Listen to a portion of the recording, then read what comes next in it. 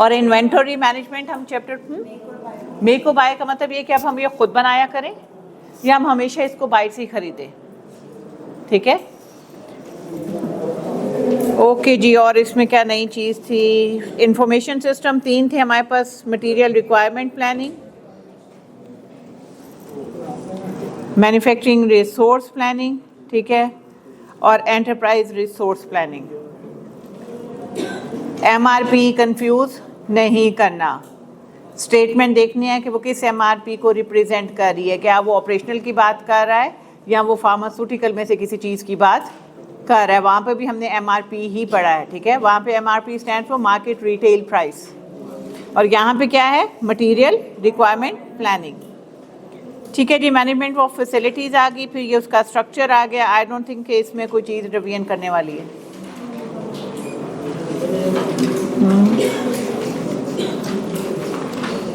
फिर जी structure of organisation आया। हमने कहा कि जी मैन्युफैक्चरिंग ऑर्गेनाइजेशन कैसे चलेगी, डिवीजन ऑफ लेबर करें, डिपार्टमेंटलाइजेशन करें और फिर डेलीगेशन की तरफ चले जाएं। क्यों चले जाएं? क्योंकि जी एडम स्मिथ ने हमें यह, जो एक इकोनॉमिस्ट था, उसने अपनी सारी रिसर्च की और उसने ये कहा कि जी अगर आप एक ही काम एक ही कस्टमर से लें, वो वर्कर से लेंगे तो वो उसको ज़्यादा जल्दी सीख भी लेगा, ट्रेंड भी हो जाएगा और वो ज़्यादा जल्दी क्विकली उसको करेगा भी। लेकिन अगर आप एक पूरा प्रोडक्ट एक लेबर से बनवाएंगे, एक वर्कर से बनवाएंगे, तो वहाँ पर गलतियों के चांसेस ज़्यादा हैं, ठीक है। एडम स्मिथ के कहने पर अमल करते हुए सारी टेक्सटाइल ने ये सब इंडस्ट्रीज़ ने यही किया, मैन्युफैक्चरिंग। फिर उन्होंने कहा कि जी कुछ हमारे पास ट्रेडिशनल टाइप्स हैं, आ जाओ, ठीक है। ये हमें कुछ एडवांटेजेस और डिसएडवांटेजेस पहले दे दिए कि अगर हमने एक प्रॉपरली ऑर्गेनाइज्ड स्ट्रक्चर अपनी ऑर्गेनाइजेशन का किया हुआ है तो आपको क्या फ़ायदे होंगे, स्पेशली जब आप डिवीजन भी बहुत अच्छी आपने की हुई है। आपकी एफिशिएंसी इंक्रीज़ हो जाएगी, क्वालिटी इंप्रूव हो जाएगी, ठीक है। यूटिलाइजेशन ऑफ स्पेशलाइज स्किल होगी, क्योंकि जब कस्टमर वो लेबर एक ही काम कर रहा है, वर्कर एक ही काम कर रहा है, तो उसमें ज़्यादा एक्सपर्ट और प्रोफिशिएंट हो जाएगा। फास्टर ट्रेनिंग है। डिसएडवांटेज क्या है? बोर्डom है, आप बोर हो जाएंगे। लैक ऑफ क्रिएटिविटी है, क्योंकि जब एक ही टास्क, नॉमिनल सा टास्क आप कर रहे हैं तो उसमें कोई ज़्यादा क्रिएटिविटी का मार्जिन नहीं होते। रिडंडेंसी है ड्यू टू न्यू टेक्नोलॉजी, क्योंकि टेक्नोलॉजी आ जाए तो आपको और कोई स्किल आता नहीं है, तो आप जो है वो कंपनी के लिए, ऑर्गेनाइजेशन के लिए जो है वो यूजलेस हो जाएंगे। Lack of responsibility and interdependence, ठीक है, क्योंकि हर बंदा सिर्फ अपने काम के लिए रिस्पॉन्सिबल है तो वो दूसरे के साथ कोऑपरेट भी उतना ही करेगा, उससे ज़्यादा नहीं करेगा, जिसकी वजह से जो है क्या होगा कि प्रोडक्ट में मसले मसाइल आ सकते हैं। फिर उसने कहा जी डिपार्टमेंटलाइजेशन जब आप कर रहे हैं ना, तो आप ट्रेडिशनल तरीक़ों से भी कर सकते हैं और कंटेम्प्रेरी या मॉडर्न तरीक़ों से भी कर सकते हैं। ट्रेडिशनली क्या है? हम फंक्शन की बेस पे, प्रोडक्ट्स की बेस पे, प्रोसेसेस की बेस पर, कस्टमर या रीजन की बेसिस पर उसको कर सकते हैं, ठीक है। इसमें अगेन एक्सप्लेनेशन सारी वही थी। कंटेम्प्रेरी हमारे पास क्या थे? Modern structure. कौन से थे? कंटेम्प्रेरी या टीम स्ट्रक्चर्स में हमने कौन से स्ट्रक्चर्स पढ़े थे चैप्टर 3 में? चैप्टर 3 में पढ़े थे हमने मैट्रिक्स ऑर्गेनाइजेशन और, ठीक है, डिविजनल को भी हमने कहा कि as a strategic business unit आपने ले जाना है, ठीक है। अब फंक्शनल, उसने कहा जी प्राइमरी फंक्शन की बेसिस पर, ठीक है, जो फंक्शन कर रहा है उसकी बेसिस पे डिपार्टमेंट बना दें, प्रोडक्ट्स की बेसिस पे बना दें, जो वो काम कर रहे हैं उसकी बेसिस पे बना दें, कस्टमर जिनको वो सर्व कर रहा है उसकी बेसिस पे आप बना सकते हैं, प्लस जियोग्राफिकल बेसिस पर भी आप डिपार्टमेंटलाइजेशन कर सकते हैं। डेलीगेशन, अगेन हमने सिर्फ उनको रिस्पॉन्सिबिलिटीज़ नहीं दी, अथॉरिटी और लाइबिलिटी भी उन्हीं की, अकाउंटेबिलिटी भी उन्हीं की दे दी, ठीक है। फिर हमारे पास ये एक प्रॉक्टर एंड गैम्बल की एग्जांपल थी, ठीक है। ऑर्गेनाइजेशन स्ट्रक्चर आपने चूज़ कैसे करना है, मेन टेबल यहाँ पर आ गया। कंपैरिजन हमने किया था between process based organization and product based organizations, ठीक है। प्रोसेस बेस्ड ऑर्गेनाइजेशंस वो थी जो बाज़ार में कुछ सेल नहीं करी, और प्रोडक्ट बेस्ड ऑर्गेनाइजेशन वो है जो अपना कोई ना कोई चीज़ प्रोडक्ट बाजार में मार्केट में सेल कर रही हैं। तो इसलिए प्रोसेस बेस्ड मेरे कॉस्ट सेंटर्स थे और प्रोडक्ट बेस्ड मेरे प्रॉफिट सेंटर थे। ठीक है, उसे कहा जी की रिस्पॉन्सिबिलिटीज़ क्या होंगी? Responsibility of cost and profit assigned, यानी कि आपने कितना एक्सपेंस किया और कितना मुनाफा कमाया, इसकी जिम्मेदारी किसकी होगी? प्रोडक्ट बेस में जो प्रोडक्ट ग्रुप लेवल क्या आपके SBU का जो हेड है, ठीक है, अब president, CEO, whatever title you are using, वो उसके लिए रिस्पॉन्सिबल है, एक्सपेंस के लिए भी और प्रॉफिट के लिए भी।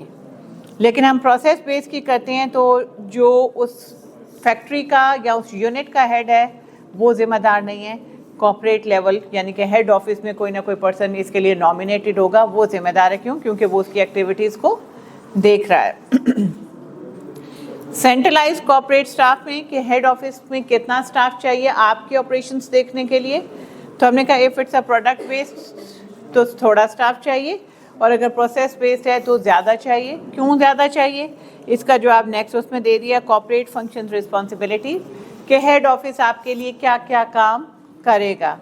तो हमने कहा प्रोडक्ट बेस में वो रिव्यू करेगा रिक्वेस्ट फॉर फंड्स, यानी कि सारे फंड स्केड्यूल जो है वो कम खुद बना रहा है SBU, अप्रूवल के लिए हेड ऑफिस के पास जाएगा, कॉर्पोरेट कम्युनिटी पॉलिसीज़ उसको कम्युनिकेट कर देगा, असिस्ट करेगा कहाँ? HR में, डेवलपमेंट में, प्रोक्योरमेंट में, और परफॉर्मेंस इवैल्यूएशन कैसे हम कर रहे हैं? प्रॉफिट सेंटर पे।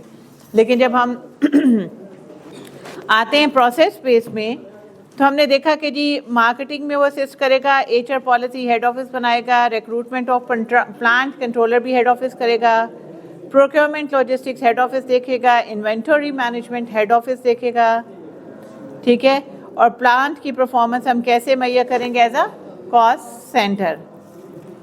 फिर आगे जी मैन्युफैक्चरिंग एंड ऑपरेशनल रिस्पॉन्सिबिलिटीज़, वो काम जो इन सेंटर्स ने खुद करने हैं, ठीक है।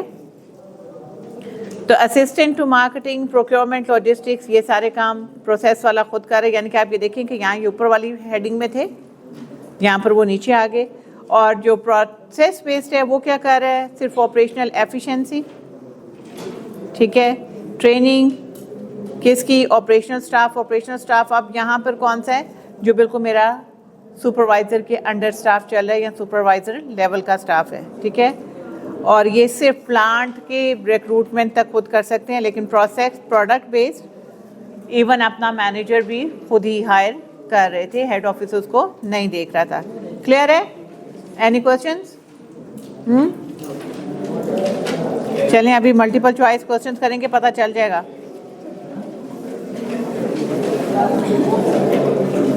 की डिपार्टमेंट्स आगे बच्चे, क्या इतनी ज़रूरी बातें आप लोगों की? आप लोग बाहर जाके कर सकते हैं। अगर आपको लग रहा है कि बात ज़्यादा ज़रूरी है तो जस्ट गो आउट। दूसरों को क्यों आप डिस्टर्ब कर रहे हैं?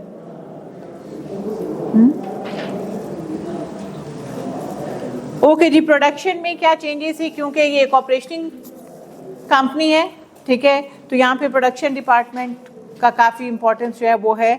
तो क्या क्या करेगा उसने जी? प्रोडक्शन डिपार्टमेंट क्या करेगा? प्रोडक्शन प्लानिंग करेगा, control and supervision of production staff, product की क्वालिटी मैनेज करना, प्लांट एंड इक्विपमेंट को मेंटेन करना, इन्वेंटरी कंट्रोल करना, ठीक है, लेआउट, सब ये इसने खुद करना है, ठीक है, इनकी जिम्मेदारी है।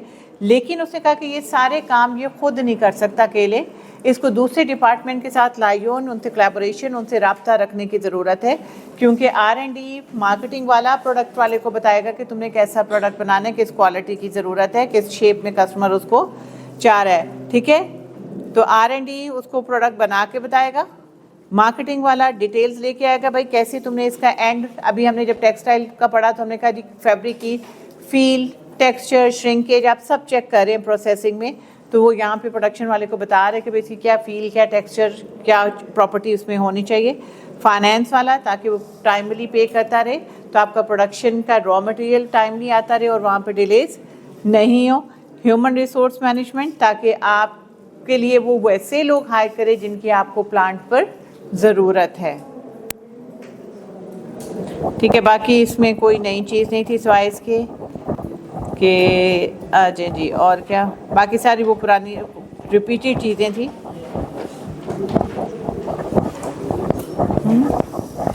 अब यहाँ पर हमने देखा कुछ फ़ायदे कि अगर आपको एक अच्छी ऑपरेशन मैनेजमेंट मिली है तो ऑर्गेनाइजेशन को क्या फ़ायदे हो गए। लेकिन अगेन यहाँ पे उसने एक डेफिनेशन हमें दे दी कि मैन्युफैक्चरिंग ऑपरेशन मैनेजमेंट क्या कर रही है।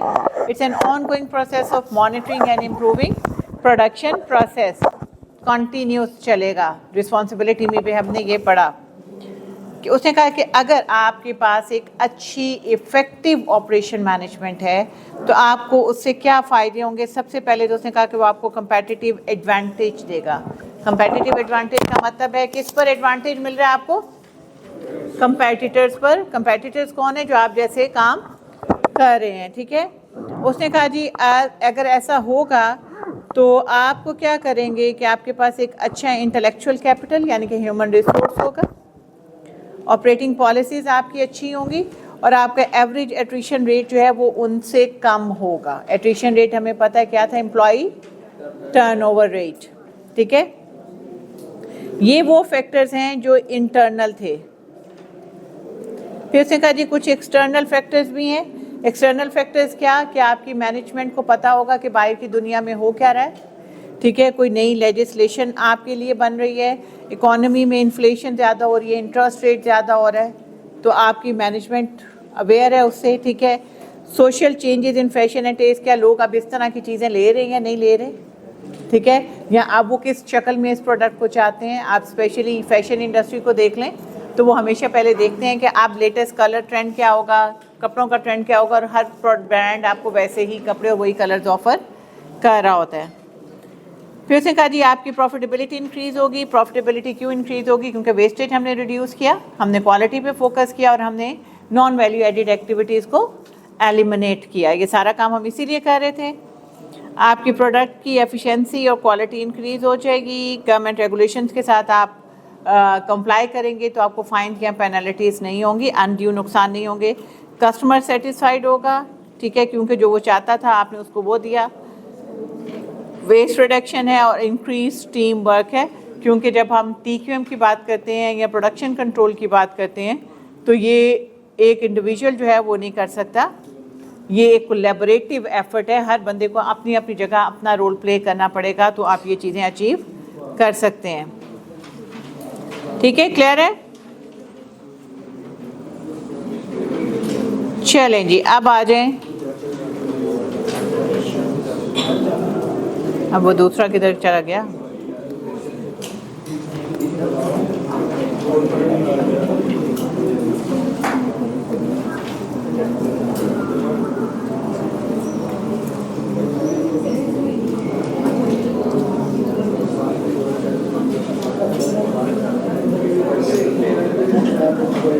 चलें क्लास।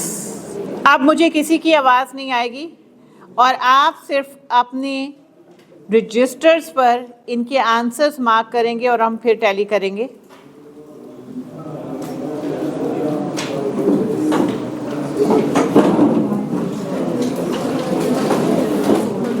ओहो किधर गया चैप्टर 9।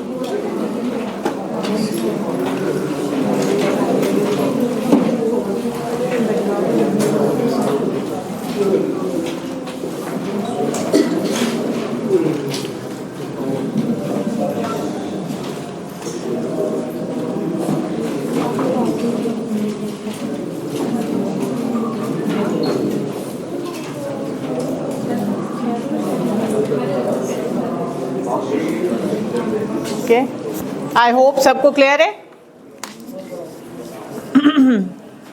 ठीक है। Master shoes manufacturers various shoes for construction workers. Key objectives are to produce and deliver quality shoes with all safety standards. On the focus of manufacturing is on. आपके पास 10 minutes हैं, उसमें आप ये मल्टीपल चॉइस गो थ्रू करें और अपने अपने registers पे आंसर मार्क करें, फिर हम इनको डिस्कस करते हैं। आप सबके फ़ोन्स पर ये सॉफ्ट फॉर्म में मौजूद होना चाहिए।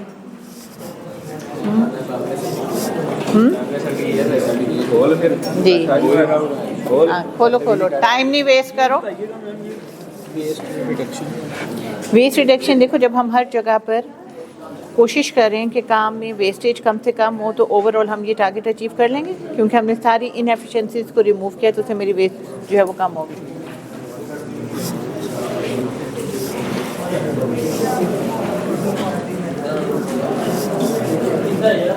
आवाज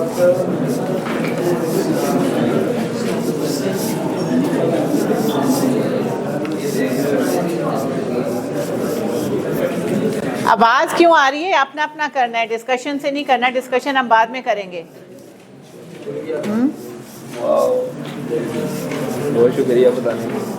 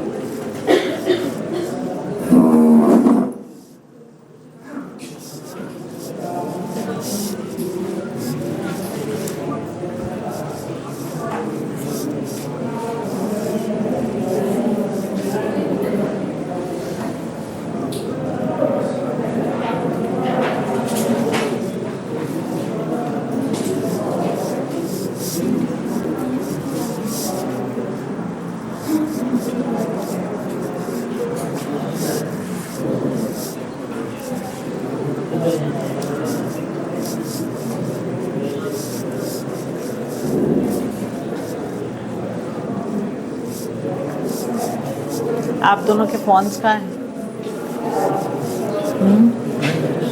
मेरा नहीं मैं कर बोल गया। मैं मुझसे भेज दूँ। नहीं क्या? भेज नहीं फोन। फोन भेज दो, फोन भेज दो। चलो अब अपना करो।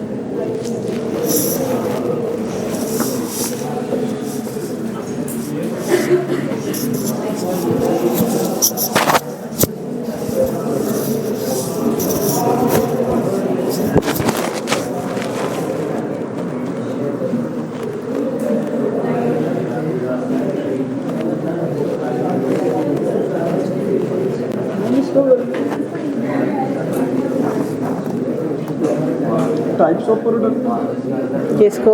इसका ऑप्शन टाइप्स ऑफ प्रोडक्ट है कोई और? ये तो भी आपने खुद देखना है ना, फिर मैं बताऊंगी। नहीं, इसका आंसर पीछे भी गलत लगा हुआ है। कोई ई तो ऑप्शन ही नहीं है। ये देखिएगा कौन सा फ्लोर मिल को कौन सा प्रोसेस यूज करना है? ऊपर वाला फ्लोर वाला तो कंटिन्यूअस है, मुझे पता ही है। Operation management of Celtel mobile must make 4 important decisions in production planning. Which of the following is amongst the four? Production planning में आप कौन से 4 काम करते हैं, उनमें से इनमें से कौन सी चीज़ है? इसका प्रोडक्शन प्लानिंग में वो तो कोई और है, लेआउट, साइट सिलेक्शन, ये इसमें ये टाइप्स ऑफ प्रोडक्ट भी होता है ना एक बार क्या? एक आ भी सकते हैं, ज़रा खुद सोचो, अभी नहीं, अभी मैं फ्रंट पे आऊँगी फिर बताएंगे।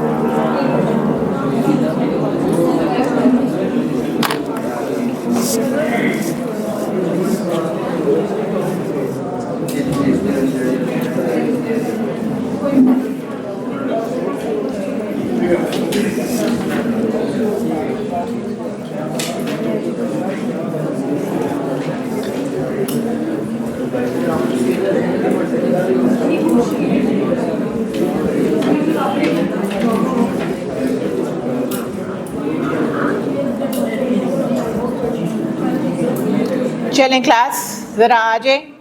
Question number 1, what is the answer? Beta, delta. जी, हमारे पास कुछ और वर्जन्स भी आए थे। जी, सबने डेल्टा ही लिखा हुआ है। अब जो सी कह रहे थे वो बोल ही नहीं रहे। क्या कहा है उसने? Master Shoes manufacture various shoes for construction workers. Key objectives are to produce and deliver quality shoes with safety standards. On the focus of manufacturing is on किस पे होगा? क्वालिटी कंट्रोल पे होगा। सप्लाई चेन, क्यों supply chain? किस को क्या बता रहे हैं कि सप्लाई चेन होना चाहिए? डिलीवर भी कर रहे हैं। Marketing personnel of detergent manufacturer help decide which type of detergent is to make. Accounting and human resource help them the challenge of combining people and resources to produce high quality goods on time and reasonable cost. True, false? True. Book की line. Operation department of Extra Sports is involved in the development and design of cricket products. जी, क्या answer है?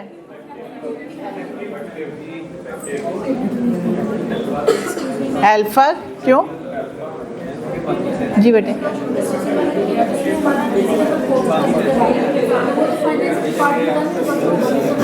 तो accounting department finance ही है ना। Accounting किसके अंदर हो रही है जी? 3 का आंसर क्या है?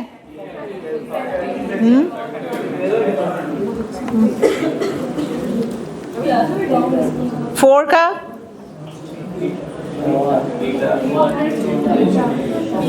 जी 4 का आंसर क्या होगा? बीटा। किसी को डाउट इन आंसर्स में ये क्यों हो?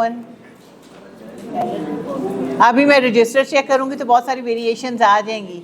मेक श्योर कि जो आपने मार्क किया है वही बता रहे हैं। 5 all of the above.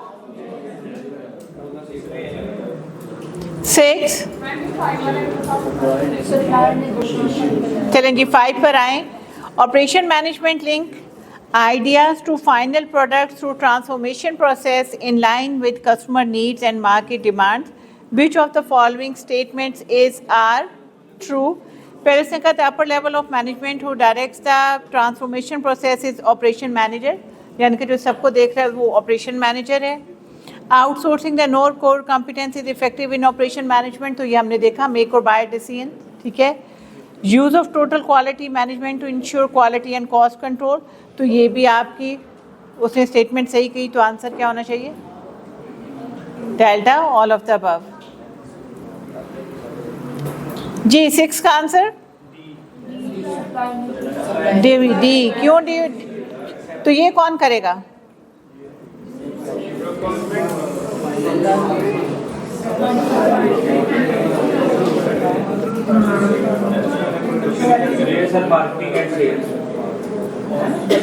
Marketing वाला तो कभी सप्लाई के पास नहीं जाएगा, प्रोक्योरमेंट मैनेजर जाएगा, ठीक है।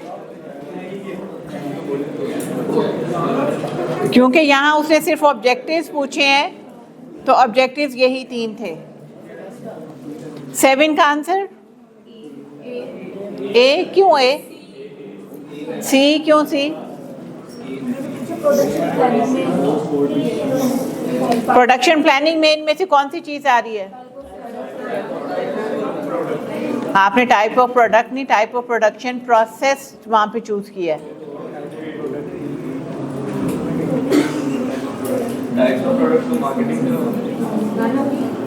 नन ऑफ द अबव, ठीक है। A floor mill shall use dash process for the production of floor. Continuous.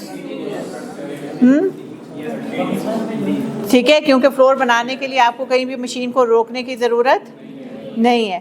Which of the following tools can be used for production control? CPM. Are tailors? 10 का answer job shop. कैसे पता चला job shop है?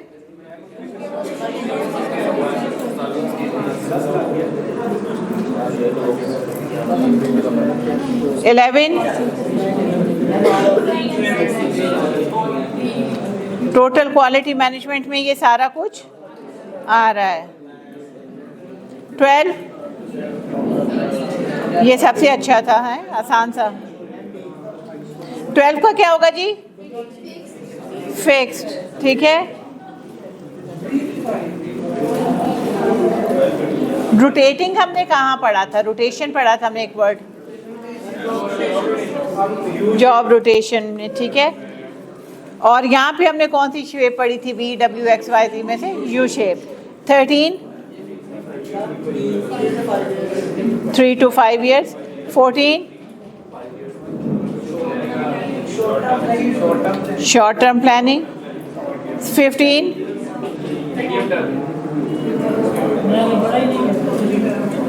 पढ़ा ही नहीं है तो चलो आप पढ़ो। मीडियम होगा planning which is concerned with the layout of factory or service facilities, where and how to obtain resources, need for production and labor issues, ये आपकी long term planning होती है। बुक की लाइन है, बुक में ये भी लिखा हुआ है layout of factory, तो ये किस में लिखा हुआ है? देखें ज़रा, रीचेक करें इसको, बुक से लेके क्या। मीडियम टर्म है, चलें जी मीडियम टर्म प्लानिंग।